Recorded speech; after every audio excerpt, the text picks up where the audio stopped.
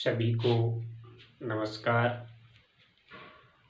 अपनी आज की हिंदी क्लास में आप सभी का स्वागत है। और आज की क्लास में अपन पढ़ेंगे, पिछली क्लास में जो पढ़ा था उससे आगे अपन पढ़ रहे हैं। और पिछली क्लास में अपन ने सूरदास जी के कुछ भक्ति पद पढ़े थे, जिसमें उद्धव और गोपियों का जो संवाद अपन पढ़ रहे हैं कि उद्धव जी वृंदावन से मथुरा जाने के बाद गोपियों को भूल गए हैं और गोपियां उनके वियोग में किस प्रकार से अपने दिन व्यतीत कर रही हैं, लेकिन उनके उस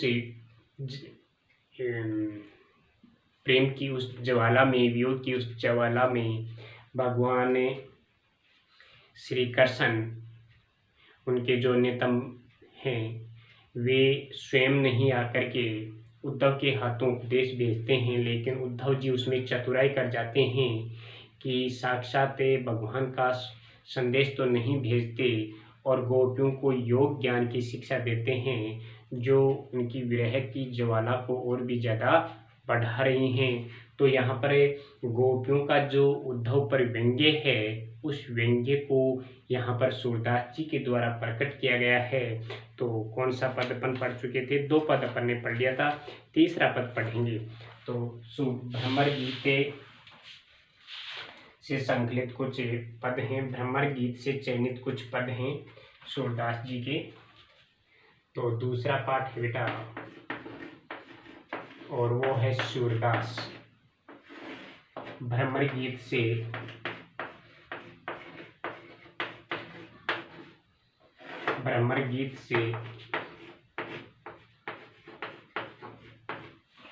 चयनित कुछ पद हैं। भ्रमर गीत से चयनित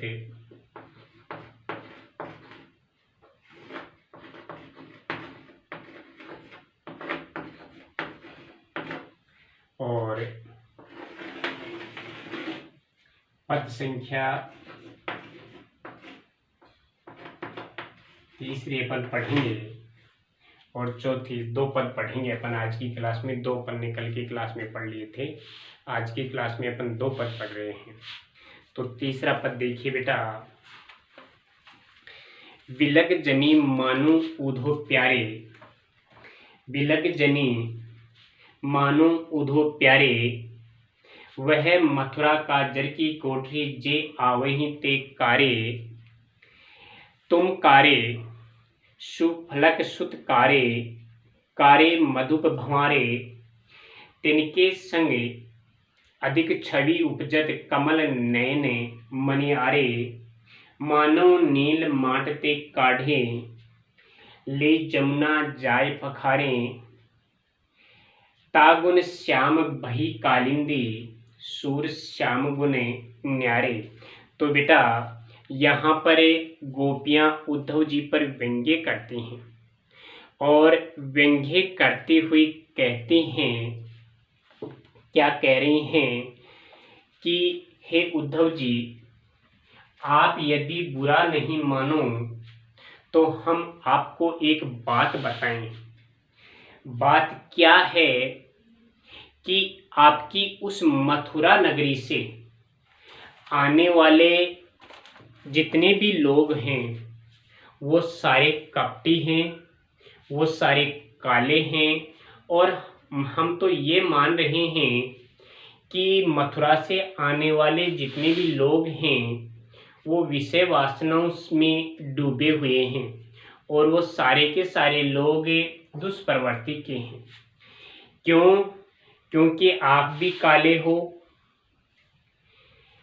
और भगवान श्री कृष्ण को वृंदावन से ले जाने वाले जो अक्रूर जी थे वो भी काले, और हमारे इस कोमल पुष्प के समान जो शरीर है, उस पुष्प समान शरीर का जो रस है उसका पान करने वाले जो ये भ्रमर मंडरा रहे हैं, इसमें बेटा श्लेष अलंकार है कि जो ये भ्रमर मंडरा रहे हैं, यानी आप और ये भंवरे, आप भी इससे कोमल पुष्प रूपी शरीर के जो रस का पान करने के लिए जो भ्रमर मंडरा रहे हैं, ये भी काले हैं।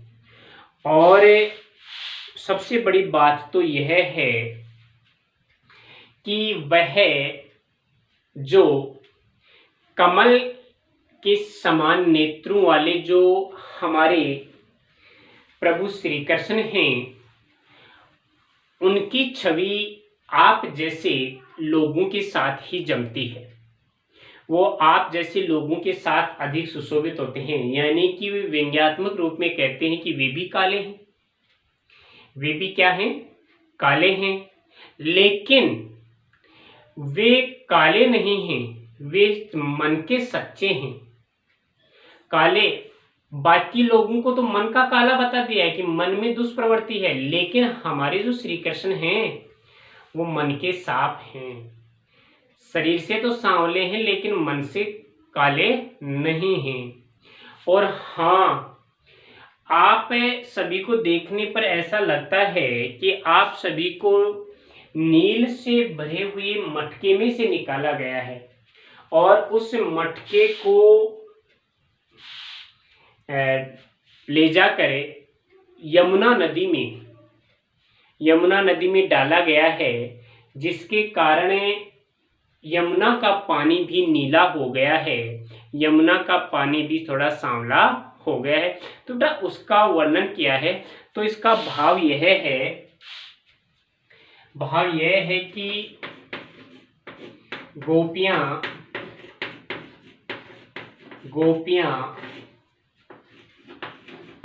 उद्धव जी पर व्यंग्य करती हुई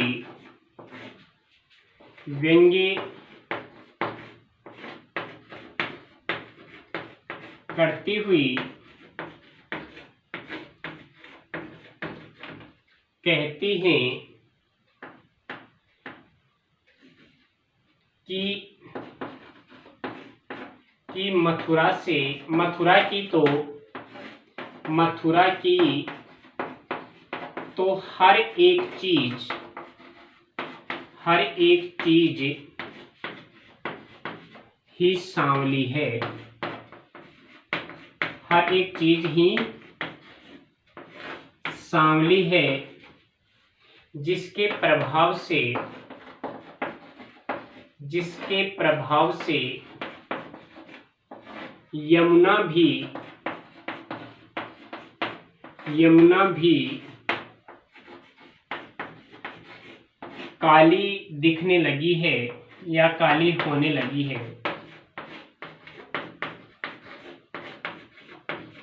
तो क्या कहती हैं गोपियां? देखिए, पहले शब्दार्थ देखिए और उसके बाद में अपन इसकी व्याख्या करते हैं। शब्दार्थ बिलग शब्द का अर्थ होता है बेटा बुरा। बिलग शब्द का अर्थ क्या होता है बेटा? बुरा। जनी यानी नहीं, या जिसको अपन नकारात्मक रूप में लेते हैं। मानो यानी मानना या मानो। उद्धव प्यारे यानी कि प्यारे उद्धव जी। देखिए कितना मीठा भरा व्यंग्य है, कितना मिठास भरा व्यंग्य है कि उद्धव जी पर छुरी भी चला रही है और उद्धव जी को दर्द भी नहीं हो रहा है। वह मथुरा, वह कौन सी? आप वाली मथुरा। वह मथुरा, आप वाली मथुरा, जहां हमारे श्री कृष्ण को इस वृंदावन नगरी से लेकर के गए हुआ। काजल यानी काजल काली होती है बेटा। कोठरी भंडार। जो भी आवे ही आते हैं, ते वे कारे यानी काले। तुम कारे यानी कि आप भी काले हो। हे उद्धव जी, आप जो हमें यहाँ कृष्ण जी के द्वारा, हमारे उसे ईश्वर के द्वारा, हमारे उसे नैनाभिराम के द्वारा जो संदेश से वाहक के रूप में तुम्हें भेजा गया है, तो तुम भी काले हो, सुफलक सुत काले। और हमारे उस कृष्ण, ईश्वर स्वरूपी उस कृष्ण को और उनके भाई बलराम को मथुरा ले जाने वाले जो अक्रूर जी हैं वे भी काले हैं, और कारे मधुप भंवरे। और जो ये भ्रमण करने वाले जो ये भंवरे हैं, मधु यानी मधु लेने वाले, रस ग्रहण करने वाले, रस चूसने वाले जो ये भंवरे हैं, मधु को संकलित करने वाले जो भंवरे हैं, वे भी क्या हैं? काले हैं। तिनके संग जिनके साथ, तिनके यानी जिनके संग यानी साथ, अधिक यानी अधिक, छवि यानी सुंदर या सौंदर्य, उपजत यानी उत्पन्न होना, कमल नयने कमल के समान नेत्रों वाले, मणियारे यानी रत्न, रत्न स्वरूप, मणि स्वरूप जो हमारे भगवान श्री कृष्ण हैं, जिनकी आंखें कमल के समान हैं। मानो मानो की यहाँ उत्प्रेक्षा अलंकार है बेटा, देखो यहाँ सलेश भी है, मानो यानी उपमा उत्प्रेक्षा भी है और उपमा भी है। तीन तीन अलंकार एक पद में आ रहे हैं, तो इस पद में उत्प्रेक्षा भी है, उपमा भी है और सलेश अलंकार भी है। मानो मानो की नील यानी नील जो होती है ना, माट यानी मटका, ते यानी से, काढ़े यानी निकालना, ले यानी ले जाकर, जमुना यानी यमुना, नदी के लिए आया है बेटा। जा यानी जाकर, पखारे यानी डालना या उसमें बिखेरना, ता उसके, गुण प्रभाव से, गुण प्रभाव से, श्याम यानी काली, बही यानी हो गई है, कालिंदी यानी यमुना, सूर श्याम गुण न्यारे। लेकिन हमारे उस श्याम में तो अलग ही गुण हैं, उनमें तो अलग ही गुणों का भंडार है। तो देखिए बेटा यहाँ क्या कहती हैं गोपियां उद्धव जी से, उसको अपन पढ़ेंगे व्याख्या स्वरूप। बिलक जनी मानु उद्धव प्यारे, गोपियां उद्धव जी को इंगित करते हुए उपदेशात्मक रूप में, संदेशात्मक रूप में व्यंग्य करती हुई कह रही हैं। क्या कह रही हैं? बिलक जनी मानु उद्धव प्यारे, कि हे प्यारे उद्धव जी। देखिए मीठा भरा व्यंग्य ये है कि हे प्यारे उद्धव जी, यदि आप बुरा नहीं मानो तो हम आपको एक बात बताएं। हे प्यारे उद्धव जी, यदि आप बुरा नहीं मानो तो हम आपको एक बात बताएं। वो बात क्या है? वह मथुरा काजर की कोठरी जे आवहीं ते कारे, कि जिस मथुरा से आप आए हो, जिस मथुरा नगरी में आप रहते हो, वह मथुरा नगरी तो पूरी की पूरी काजल की कोठरी के समान है, काजल की कोठरी के समान काली है। जे आवहीं ते कारे, जो भी वहां से आता है, यानी उस काजल की कोठरी से जो भी आता है वह काला है। वह क्या है? काला है। तुम कारे, आप भी काले हो, जो आप हमें संदेश देने के लिए आए हो तो आप भी काले हो। सुफलक सुत कारे, और हमारे उस कृष्ण को ले जाने वाले और बलराम को ले जाने वाले, बहला फुसला कर ले जाने वाले वो अक्रूर जी भी काले हैं। वो अक्रूर जी भी काले हैं, खारे मधु मुहारे। और जो हमारे इस पुष्प स्वरूप शरीर का मधु यानी रस चूसने वाले ये भंवरे भी क्या हैं? काले हैं। यानी यहाँ उद्धव जी पर बहुत बुरा व्यंग्य किया है। तिनके संग अधिक छवि उपजत कमल नयन मनियारे, और वे कमल के समान हमारे नेत्रों वाले, कमल के समान नेत्रों वाले हमारे भगवान श्री कृष्ण की छवि भी आप लोगों के साथ अधिक सुंदर लगती है। और हे उद्धव जी, जो मणि के समान चमकने वाले, जो रत्न के समान सुशोभित होने वाले, कमल के समान नेत्रों वाले जो हमारे श्री कृष्ण हैं, वे श्री कृष्ण की छवि तो आपके साथ ही अधिक सुशोभित होती है, अर्थात वे भी काले हैं। हाँ, ये हो गया। मानुह नील माट ते काढ़े, और हे उद्धव जी, आप सभी को देखने पर तो ऐसा लगता है, हे उद्धव जी, आप सभी को देखने पर तो ऐसा लगता है मानो नील से भरे मटके में से निकाले गए हो। यानी कि मथुरा से आने वाले लोगों को देखने पर ऐसा लगता है जैसे इनको नील से भरे हुए मटके से निकाला गया है। जमुना जाए पखारे, और उस मटके को फिर कहाँ डाल दिया गया है? यमुना में डाल दिया गया है, या फिर आपको भी यमुना में डाल दिया गया है, जिसके प्रभाव से यमुना भी क्या हो गई है? काली हो गई है। ता गुण श्याम भई कालिंदी, और उसके प्रभाव से, उसके गुणों से, उसके प्रभाव से वह यमुना भी काली हो गई है। अर्थात आपका उस मथुरा नगरी में रहने वाले लोगों का प्रभाव इतना बड़ा कि वह यमुना भी क्या हो गई है? काली हो गई है। सूर श्याम गुण न्यारे, लेकिन हमारे उस प्रभु श्री कृष्ण में, हमारे उस भगवान श्री कृष्ण में मथुरा वासियों से हटकर गुण हैं। क्यों? क्योंकि उनका मन साफ है।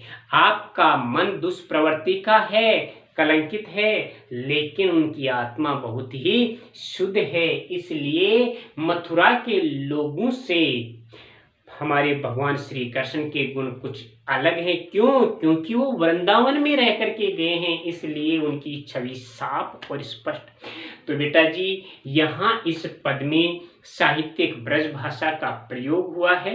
हाँ, देखिए इसमें कुछ लोकोक्तियां हैं, जैसे काजल की कोठरी, जैसे काजल की कोठरी है,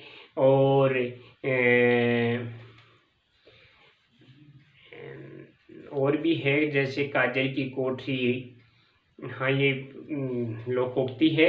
इसके अलावा इसमें अनुप्रास अलंकार भी है, जैसे काजल की कोठरी कैवरण की आवर्ती हो रही है, तथा कमल नयन, इसमें उपमा अलंकार है, और कारे मधुप बवहारे, यहाँ सलेस अलंकार है। मानहु नील माट ते काढ़े, यहाँ अनुप्रास उत्प्रेक्षा अलंकार है। तो यहाँ पर देखिए कितना ये सरल शैली में लिखा हुआ ये पद है। तो ये था बेटा तीसरा पद। अब आप पढ़ेंगे पद संख्या 4। कौन सा पद है? पद है 4। और चौथा पद का भाव आप लिखेंगे। पहले पद को पढ़िए, उसके बाद में अपन चौथा पद पढ़ते हैं। तो देखिए चौथा पद क्या है यहाँ। अखियां हरि दर्शन की भूखी, अखियां हरि दर्शन की भूखी, कैसे रहे रूप रस राची, ये बतिया सुनी रुखी। अवधि गनत इक टकमग जोवते, तब इति नहीं झूठी। अब इन जोग संदेशन ऊधो अति कुलानी दुखी। बारक वह मुख फेर दिखाओ, दुही पये पीवत पतुखी। सूर सिकत हटी नाव चलायो, ये सरिता है सूखी। देखिए उद्धव जी को घेर लेती हैं गोपियां, और उद्धव जी पर व्यंग्यात्मक वाणों की वर्षा करती हैं। उद्धव जी को छेद रही हैं गोपियां अपने व्यंग्यात्मक बाणों से। उद्धव जी को काट रहे हैं गोपियों के व्यंग्यात्मक बाण। क्या कहती हैं गोपियां उद्धव जी से कि हे उद्धव जी, आप जो ये हमें योग ज्ञान देने आए हो, यह योग ज्ञान तो उस नाव के समान है जिसको रेत के समुद्र में चलाया जाता है। जिस प्रकार से रेत के समुद्र में नाव को नहीं खेया जाता है उद्धव जी, उसी प्रकार से आपके ये जो उपदेश हैं ये हमारे इस शिव के समुद्र में नहीं चलेंगे। तो हे उद्धव जी, हमें तो उस भगवान कृष्ण का वह स्वरूप दिखला दीजिए, वह मुख दिखला दीजिए जिस मुख से वो पत्तों से बने हुए डोने में दूध दूकर पिया करते थे। अर्थात जब हम गायों को चराने के लिए ग्वालों के रूप में, ग्वालिन के रूप में, गोपों के रूप में जाया करते थे और भगवान श्री कृष्ण पत्तों के डोने बना करके उसमें गायों का दूध दूहते थे अपने हाथों से और वो दूध पिया करते थे। हम भगवान श्री कृष्ण का वह मुख देखना चाहते हैं, हम आपके सूखे उपदेश नहीं सुनना चाहती। तो हे उद्धव जी, आप जितनी भोली हम गोपियों को समझ रहे हैं उतनी भोली भाली नहीं हैं। आप ये जो उपदेश कहीं दूसरी जगह ले जाकर सुनाइए। तो देखिए बेटा, गोपियां क्या कहती हैं इसके माध्यम से। गोपियों ने इस भाव में क्या बताया है कि इस पद में गोपियां उद्धव जी से भगवान श्री कृष्ण के उस मुख का दर्शन करना चाहते हैं।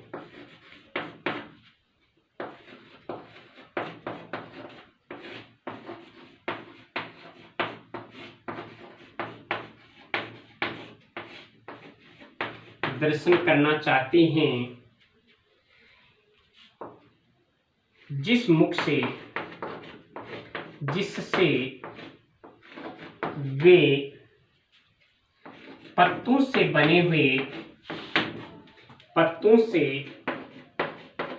बने दोने में दूध पिया करते थे।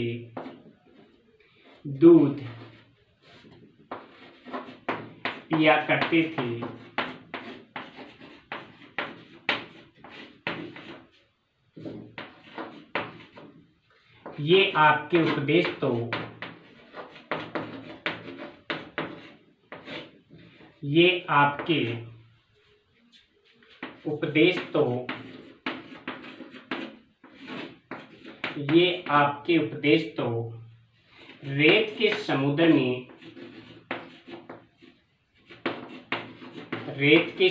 में नाव चलाने के समान हैं। नाव चलाने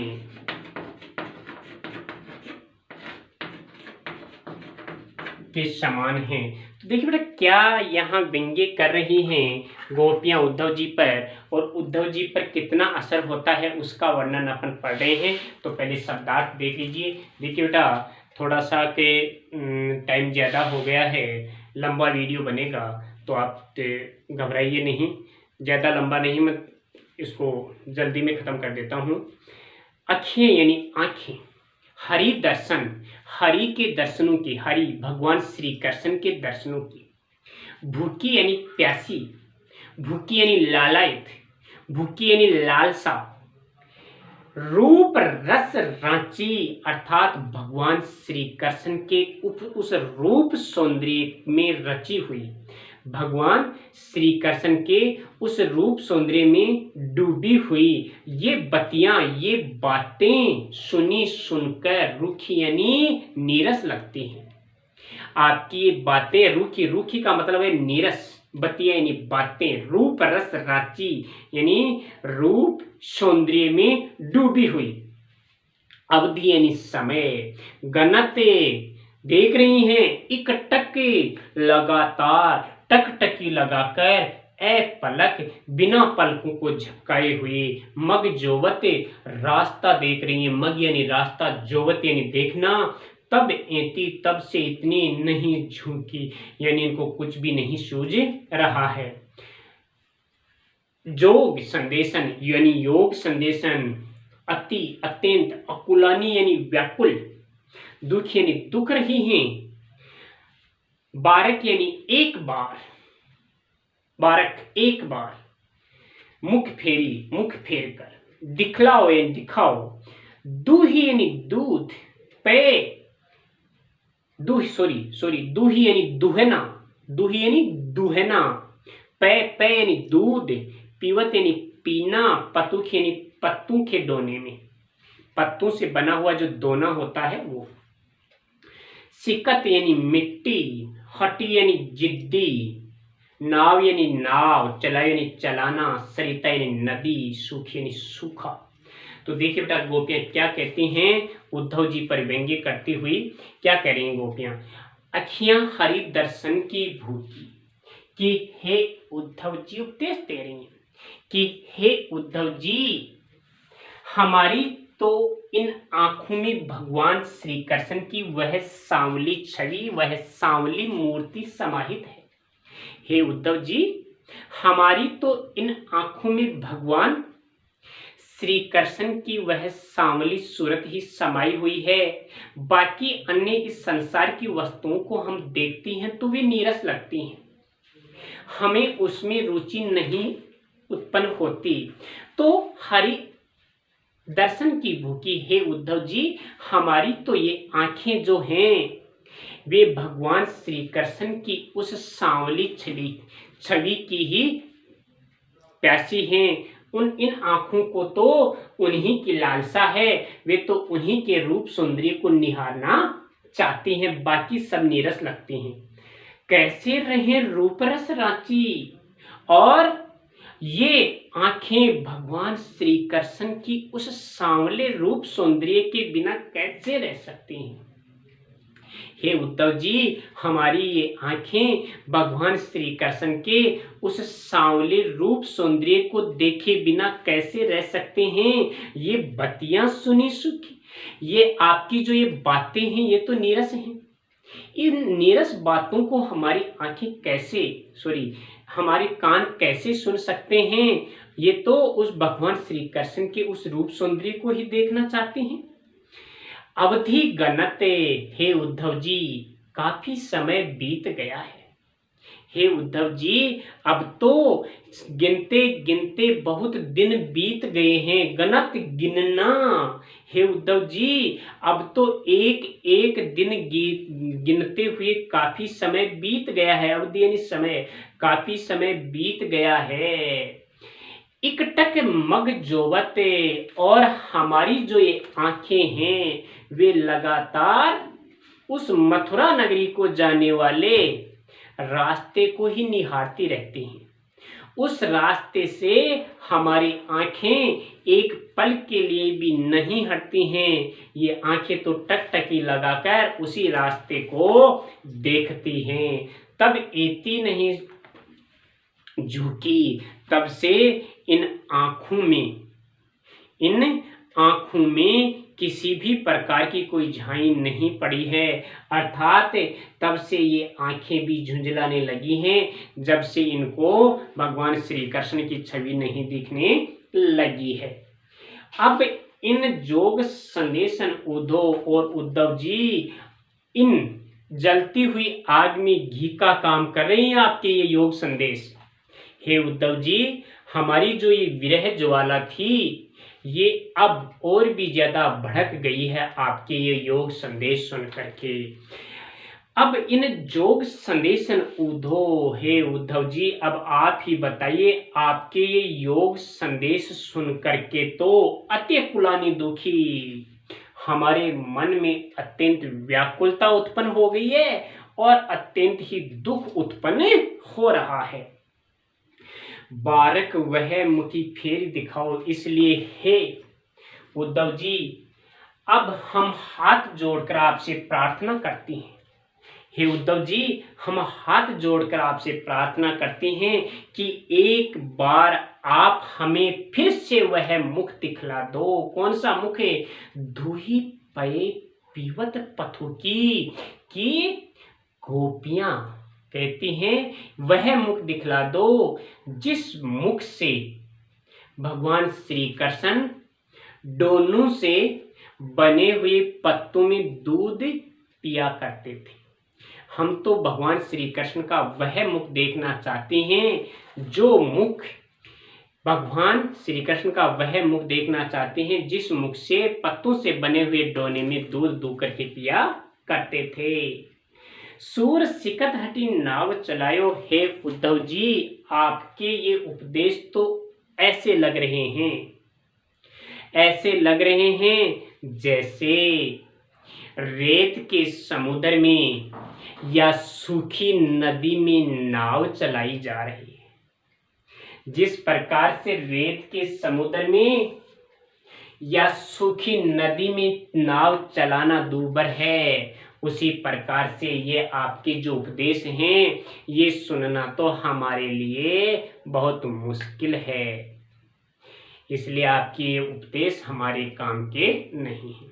तो बेटा ये दूसरा जो पद आपने पढ़ा इसमें गोपियों की अनन्य विरह व्यथा का वर्णन किया गया है और इसमें भी कौन कौन से अलंकार हैं यहाँ देखिए बेटा। एक तो अनुप्रास अलंकार की तो यहाँ काफ़ी कुछ हुई है और यहाँ गोपियों की एकनिष्ठ प्रेम और निर्गुण उपासना के सामने सगुण उपासना का वर्णन यहाँ किया गया है। और यहाँ जैसे सूखे समुद्र में नाव चलाना लोकोक्ति है, मुहावरा है और उपमा अलंकार का प्रयोग किया गया है। साहित्य ब्रज भाषा है। अब जो 2 पद बचे हैं वो कल की क्लास में पढ़ेंगे। धन्यवाद।